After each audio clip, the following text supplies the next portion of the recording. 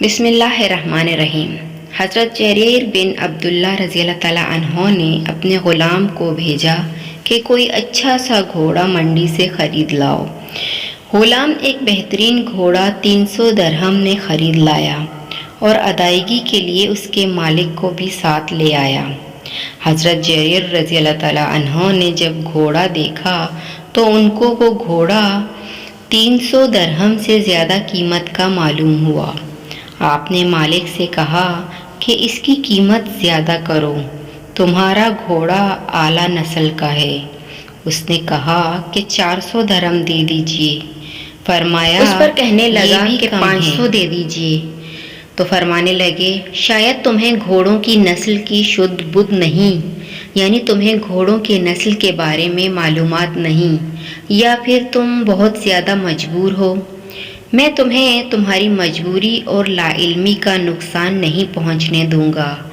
اس کے بعد حضرت جریر رضی اللہ تعالیٰ عنہ نے 800 درہم دے کر گھوڑا اس سے خرید لیا۔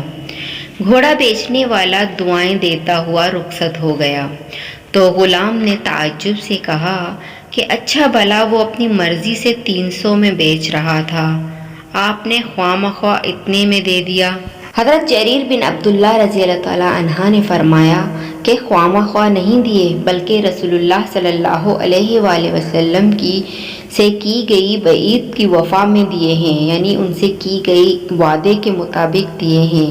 مجھ سے رسول اللہ صلی اللہ علیہ وسلم نے بیعت لی تھی کہ میں اپنے مسلمان بھائی کی خیر خواہی کروں گا، اس لیے مجھے اپنے بھلے کی نسبت اپنے مسلمان بھائی کے بھلے کی زیادہ فکر رہتی ہے۔